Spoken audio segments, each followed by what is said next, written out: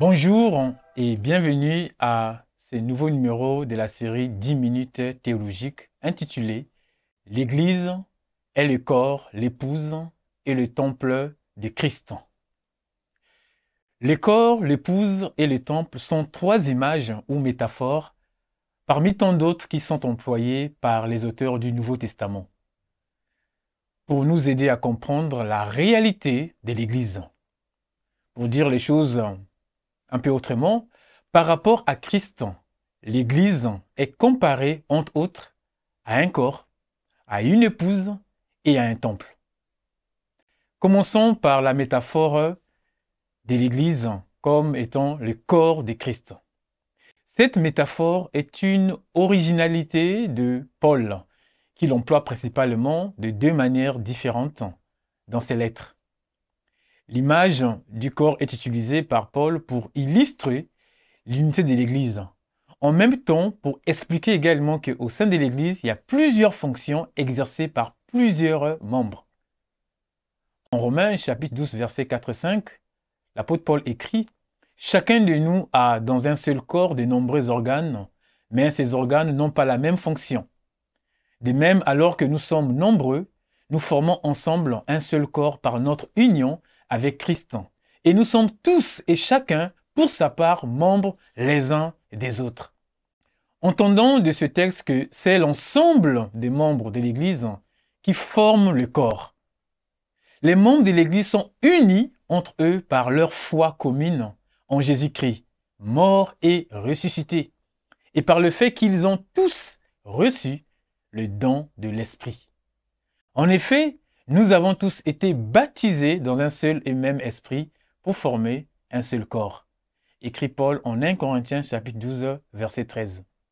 Cette image de l'Église comme le corps du Christ est employée plus précisément pour réfléchir sur les relations d'interdépendance et pour réfléchir aussi à la solidarité entre les membres de l'Église. À côté de cette première image de l'Église comme un corps, Paul parle aussi de l'Église comme un corps dont Christ est la tête. Cette seconde image du corps permet d'illustrer tout particulièrement la dépendance totale de l'Église à Christ qui est son chef. Dans la lettre dite aux Éphésiens et dans sa lettre aux Colossiens, Paul évoque cette image dans plusieurs passages. Par exemple, en Colossiens chapitre 1, verset 18, Paul dit au sujet de Jésus-Christ, « Il est lui-même la tête de son corps qui est l'Église. »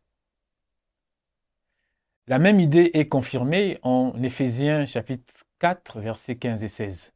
« En exprimant la vérité de l'amour, nous grandirons à tous égards vers celui qui est la tête, c'est-à-dire Christ. C'est de lui que le corps tout entier tire sa croissance pour s'affermir dans l'amour. » Et en comparant la relation entre mari et femme à la relation entre Jésus et l'Église, Paul dit en Éphésiens 5, 23, « Le mari, en effet, est le chef de sa femme, comme Christ est la tête, le chef de l'Église, qui est son corps et dont il est le sauveur. » Cette seconde image du corps appliquée à l'Église nous aide en fait à réfléchir à la fois à l'autorité de Christ en tant que chef de l'Église et à la soumission des membres de l'Église à Christ, qui est leur Seigneur et leur Sauveur. Venons-en maintenant à l'image de l'Église en tant qu'épouse de Christ.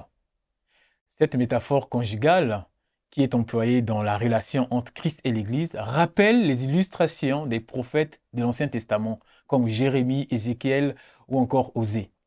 Les prophètes de l'Ancien Testament s'en servaient pour décrire la relation entre Yahvé et Israël, son épouse, hélas souvent infidèle. Dans le Nouveau Testament, ce sont les évangélistes Matthieu et Jean qui présentent déjà Jésus comme l'époux. Jules Marcel Nicolle disait que l'image de l'épouse est la plus touchante que nous ayons de l'Église. En effet, elle permet d'illustrer l'amour de Christ pour son Église. l'Église fait l'objet de la tendresse de Christ, son divin époux, qui s'est offert pour elle et auquel elle doit rester soumise, comme Paul le dit si bien lorsqu'il exhorte chaque mari à aimer sa femme. Quant à vous, Marie, que chacun de vous aime sa femme, comme Christ a aimé l'Église. Il a donné sa vie pour elle, afin de la rendre digne de se tenir devant Dieu après l'avoir purifiée par sa parole comme par le bain nuptial. Il a ainsi voulu se présenter cette Église à lui-même rayonnante de beauté, sans tache, ni ride, ni aucun défaut, mais digne de se tenir devant Dieu et irréprochable. Éphésiens chapitre 5, versets 25 à 27. Mais l'Écriture affirme aussi qu'actuellement, l'Église est plus précisément la fiancée de Christ. Je vous ai en effet fiancé à un seul époux pour vous présenter à Christ comme une jeune fille.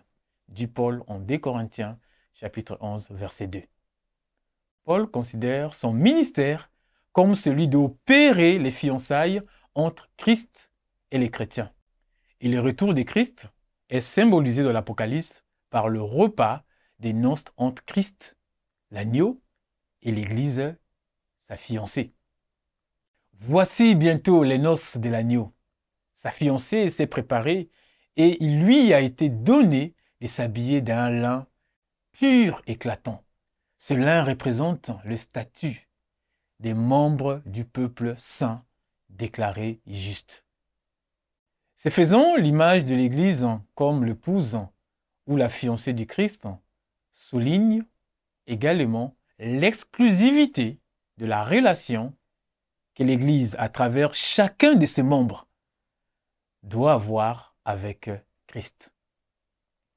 Enfin, l'Église est le temple de Christ. Ne savez-vous pas que vous êtes le temple de Dieu et que l'Esprit de Dieu habite en vous? Si quelqu'un détruit son temple, Dieu le détruira, car son temple est saint et vous êtes ce temple. Ce sont là les propos de Paul aux chrétiens de Corinthe. L'image du temple permet de souligner plus particulièrement la présence de Christ dans l'Église et par conséquent sa sainteté. Dans l'Ancien Testament, le temple est le lieu où Dieu rencontre son peuple. Dieu habite son temple et s'y manifeste à ceux qui y pénètrent. Par exemple, Ésaïe dit « J'ai vu les seigneurs siégeant sur un trône très élevé. Les pans de son vêtement remplissaient le temple. » Ésaïe chapitre 6, verset 1. David, quant à lui, conclut l'un de ses poèmes, le psaume 23, en disant « Oui, toute ma vie, ta bonté et ton amour me poursuivront et je pourrai retourner au sanctuaire de l'Éternel tant que je vivrai. » Psaume 23, verset 6. Cette présence divine fait du temple le lieu saint, le lieu où l'on vient rendre un culte. Jésus lui-même a annoncé l'Église comme un bâtiment à construire. Il a dit « Je bâtirai mon Église ». Matthieu chapitre 16, verset 18. Et l'apôtre Pierre, dans sa première lettre, en s'inspirant du psaume 18, mais aussi du texte d'Ésaïe chapitre 28, verset 16, qu'il applique à Jésus-Christ, utilise la métaphore du temple pour exhorter les chrétiens à demeurer dans la consécration à Dieu, dans la communion spirituelle entre eux et dans la sainteté. Pierre dit « Approchez-vous de lui, car il est la pierre vivante que les hommes ont rejetée, mais que Dieu a choisie et à laquelle il attache une grande valeur.